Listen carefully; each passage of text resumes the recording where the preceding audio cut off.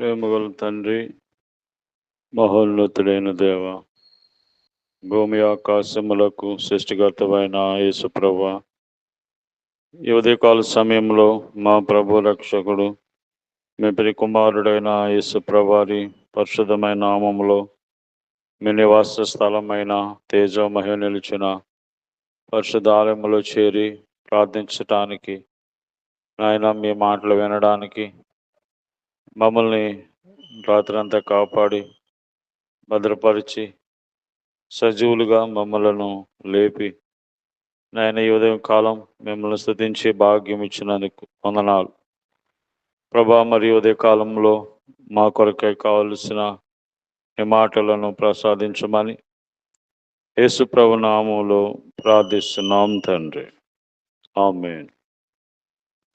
ఓ మానవా, ఒక్కసారి ఆలోచించుకో నీ జీవితం. ఓ మానవా, ఒక్కసారి ఆలోచించుకో నీ జీవితం. రేపేమి సంభవించునో నీకు తెలియదుగా ఓ మానవా, రేపేమి సంభవించునో నీకు తెలియదుగా ఓ మానవా. ఓ మానవా, ఒక్కసారి ఆలోచించుకో నీ జీవితం.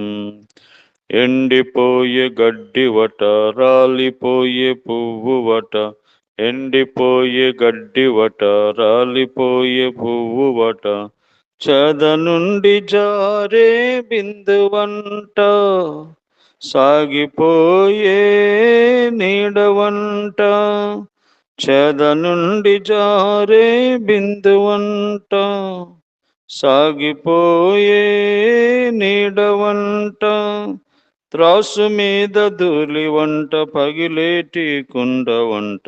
ఓ మానవా, ఒక్కసారి ఆలోచించుకో నీ జీవితం. నీలో ఉన్న ఆత్మ అట, దేవుడు పెట్టిన దీపమట, నీలో ఉన్న ఆత్మ అట, దేవుడు పెట్టిన దీపమట, ఆ దీపం ఆరిపోదు, మరణముండదు ఎన్నడైనా, ఆ దీపం ఆరిపోదు, మరణముండదు ఎన్నడైనా.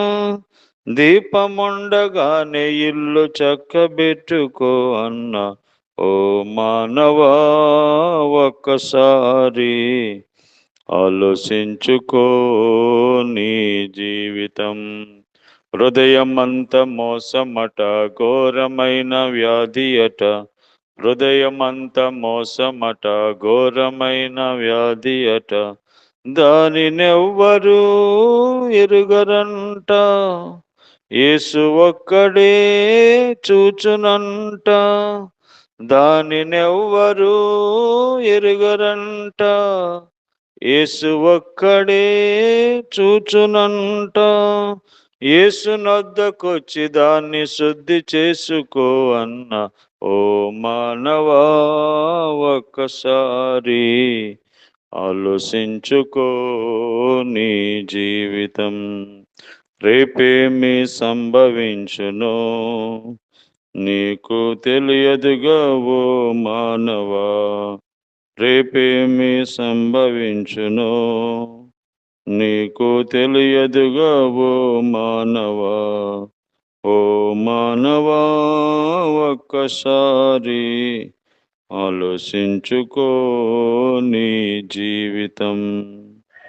దేవుడు మానవుని యొక్క జీవితము అంతలో కనబడి అంతలో మాయమండి ఆవిరి వంటిదని, గడ్డి వంటిదని దేవుడు జ్ఞాపం చేస్తున్నాడు. కనుక రేపేం సంభవించునో, మరుక్షణం ఏమి జరుగుతుందో నీకు తెలియదు. కనుక నువ్వు బతికుండగానే నువ్వు దేవుణ్ణి తెలుసుకొని ఆ మోక్ష రాజ్యానికి సిద్ధపడాలని దేవుడు మాట్లాడుతున్నాడు. కాబట్టి తర్వాత చూసుకుందాంలే అంటే తర్వాత జరిగేది నీకు తెలియదు.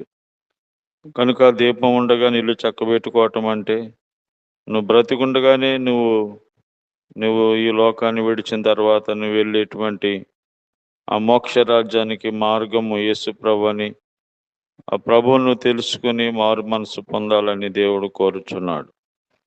ఈ ఉదయకాలము దేవుడు రోమాపత్రిక 10వ అధ్యాయము 13వ వచనములో ఎందుకనగా ప్రభువు నామమును బట్టి ప్రార్థన చేయవాడెవడు వాడు రక్షించబడును. ప్రభువు నామమును బట్టి ప్రార్థన చేయువాడెవడో వాడు రక్షించబడును. ప్రార్థన చేయుట ద్వారా దేవుడు ఎన్నో కార్యాలు జరిగిస్తాడు. కాబట్టి ప్రభువు నామము బలమైన నామము, శక్తి కలిగిన నామము, అన్ని నామముల కంటే పైనామము కలిగినటువంటి నామం. ఆ నామములో సమస్త కార్యములు జరుగుతాయి. అయితే ఇప్పుడు ఇక్కడ ప్రభువు నామమున, ఆయన పేరున మనము ప్రార్థన చేసినప్పుడు ఏం జరుగుతుంది? 1వ రాజుల గ్రంథము 17వ అధ్యాయం. 1వ రాజుల గ్రంథము 17వ అధ్యాయంలో మరి ఇక్కడ దేవుడు అద్భుతమైన కార్యం చేశారు.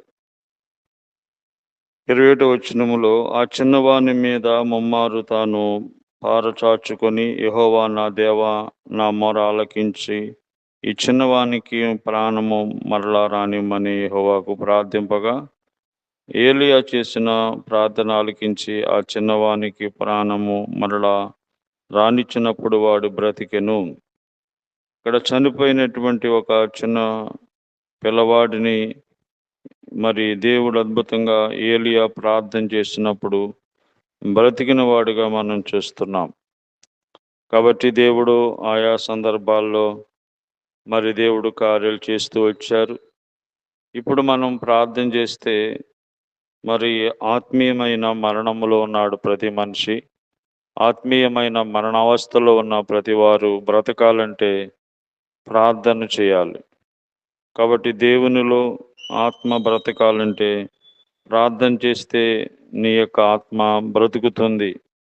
ఇప్పుడు నీ ఆత్మ చనిపోయిందిగా ఉంది.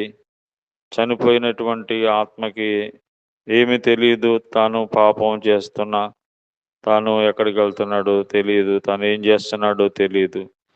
ఎందుకంటే చనిపోయిన వాడు మరికి ఏమి తెలియదు. అయితే బ్రతికితే మరి అప్పుడు తెలుస్తుంది, అయ్యో నేనెంత దౌర్భాగ్యమైన జీవితాన్ని జీవించాను, ఎంత పాపిష్టి జీవితాన్ని జీవించాను అనేది మన ఆత్మ బ్రతికినప్పుడు తెలుస్తుంది. కాబట్టి ఈ రోజున మనిషి తను చెడు చేస్తున్నా, దుర్మార్గం చేస్తున్నా ఏమనిపించట్లేదు. ఎందుకంటే చచ్చిపోయిన వాడుగా ఉన్నాడు, ఆత్మ చనిపోయింది. అందుకనే ప్రార్థన చేసినప్పుడు మరి ఆత్మ బ్రతుకుతుంది. బ్రతికిన వారు మరి దేవుని కొరకే జీవిస్తారు. కాబట్టి ప్రభువు నామమును బట్టి ప్రార్థన చేయనప్పుడు మరణంలో ఉన్నవారు జీవంలోనికి వస్తారు. రెండవదిగా మనం చూస్తే మరి 2వ రాజుల గ్రంథము 6వ అధ్యాయము 17వ వచనములో మరి ఈ విధంగా రాయబడింది. యెహోవా వీడు చూచున్నట్లు దయచేసి వీని కండ్లు తెరవమని ఎలీషా ప్రార్థన చేయగా, యెహోవా ఆ పనివాడు కండ్లు తెరిచెను. గనుక వారు ఎలీషా చుట్టూను పర్వతము, అగ్ని, గుర్రముల చేత, రథముల చేత నిండుట చూచి. కాబట్టి ఇక్కడ మరి ఎలీషా సేవకుడు మరి ఆ దైవజనుని చుట్టూ మరి శత్రువులు చేరి ఉండటం చూశాడు తప్ప దేవుడు కాపుదల ఎలాగుందో చూడలేకపోయాడు. ఎందుకంటే ఇతను ఆధ్యాత్మికమైన అంధత్వంలో ఉన్నాడు. అప్పుడు ఎలీషా, ప్రభా వీడు చూచినట్లుగా మా చుట్టూ నీ కాపుదల, నీ భద్రత ఎంత ఉన్నదో మరి కళ్ళు తెరమ్మని చేసినప్పుడు, దేవుడు తెరిచినప్పుడు మరి ఆయన మరి కాపుదల ఎంత ఉందో చూడగలిగాడు. అలాగే ఈరోజు కూడా చాలామంది ఆత్మీయమైన అంధత్వంలో ఉన్నారు, గుడ్డితనంలో ఉన్నారు. కాబట్టి దేవుడు ప్రార్థన చేసినప్పుడు మనుషుల యొక్క మనోనేత్రాలు వెలిగిస్తాడు. కాబట్టి గుడ్డివాడు ఏం చేస్తున్నాడో, ఎక్కడికి వెళ్తున్నాడో వాడికి తెలియదు ఆధ్యాత్మికమైన గుడ్డితనం అంటే. మరి తానుకి మరి దేవుడంటే ఎవరో, మరి ఆయన ఏం చేశాడో ఆ విషయాలు ఏమి తెలియవు. అయితే మరి పితరుల నుంచి వస్తున్నటువంటి ఆచారములు వెళ్తుంటారు. కాబట్టి ఈ రోజున మనిషి గుడ్డివాడుగా ఆత్మీయ జీవితంలో ఉన్నాడు. దేవుడు కళ్ళు తెరిపించినప్పుడు అప్పుడు వాళ్ళకి అర్థమవుతుంది దేవుని గురించిన సత్యము. కాబట్టి ప్రార్థన చేయటం ద్వారా కండ్లు తెరవబడతాయి. గుడ్డితనం తొలగించబడుతుంది. తర్వాత మరి ప్రార్థన చేసినప్పుడు 2వ సమూయేలు 22 అధ్యాయం 7వ వచనములో 2వ సమూయేలు గ్రంథము 2వ సమూయేలు గ్రంథము 22వ అధ్యాయము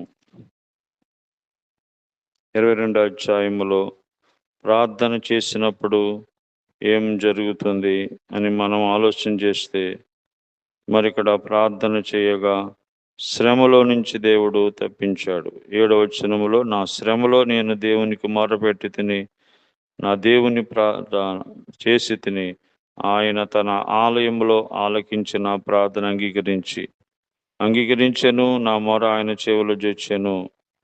శ్రమలో వారు ప్రార్థించినప్పుడు దేవుడు వారికి సహాయం చేశాడు. ఆ శ్రమలో నుండి దేవుడు ఆయన వారిని రక్షిస్తూ వచ్చాడు. కాబట్టి ప్రార్థన చేయటం ద్వారా శ్రమలో ఉన్న వారిని మరి దేవుడు రక్షిస్తాడు. వారి శ్రమల నుండి దేవుడు విడిపిస్తాడు. కాబట్టి శ్రమలు వచ్చాయని కృంగిపోకుండా శ్రమలలో ప్రార్థన చేసినప్పుడు ఆ శ్రమంతట్లో నుండి విడిపించేవాడు ఆయనే. కాబట్టి మనం ప్రభు నామమును బట్టి ప్రార్థన చేసినప్పుడు ఆత్మీయమైన మరి మరణంగా అయిన వారు బ్రతుకుతారు. ప్రార్థన చేసినప్పుడు గుడ్డితనం పోతుంది, ఆత్మీయమైన గుడ్డితనం. ప్రార్థన చేసినప్పుడు మరి మనం శ్రమలో కాపాడబడతాం. ఆ విధంగా మరి ప్రార్థన చేయండి. ప్రార్థన చేయటం ద్వారా ఈ 3 కార్యాలు మీ జీవితంలో మీరు జరిగిస్తారు. కాబట్టి యేసుప్రభా నేను పాపిని, నన్ను క్షమించండి, నా సమస్య ఇది, నన్ను కరుణించండి అని ప్రార్థన చేస్తే దేవుడు అద్భుతమైన కార్యాలు జరిగిస్తాడు. ఆ విధంగా ప్రభు సహాయం చేయనుగాక. ప్రేమగల తండ్రి, ప్రార్థన ఆలకించే దేవా, ప్రార్థన చేస్తే ఎన్ని కార్యాలు చేస్తారో మాకు చెప్పారు. ఆ విధంగా ప్రార్థించేవారుగా సిద్ధపరచండి. మా దేశము, రాష్ట్రము, గ్రామం ప్రజలు, అధికారులు అందరూ కొరకు ప్రార్థన చేస్తున్నాం నాయన. మరి ఇరుకులో ఉన్నవారు, వ్యాధిగ్రస్తులైన వారిని కూడా కనికరించండి. చదువుకున్నవారు, హాస్టల్లో ఉన్నవాళ్ళు, దూరదేశంలో ఉన్న వాళ్ళని కాపాడండి. ఈ విధంగా ప్రభా మరి అన్ని విషయాల్లో నాయన ఈ రోజంతా మీరే మాకు తోడుగా ఉండండి. మా పనుల్లో, పరిచర్యలో సహాయం చేయండి. ఈ విధంగా తండ్రి నాయన ఇంకెవరైతే సమస్యల్లో ఉన్నారో విడిపించండి, రక్షించమని యేసుప్రభు నామములో ప్రార్థిస్తున్నాం తండ్రి. ఆమేన్. తండ్రి అయిన దేవుని ప్రేమ, ప్రభువైన యేసుక్రీస్తు వారి కృప, పరిశుద్ధాత్మ దేవుని సహవాసం మనందరికును సదాకాలం తోడయండి కాపాడును గాక. ఆమేన్.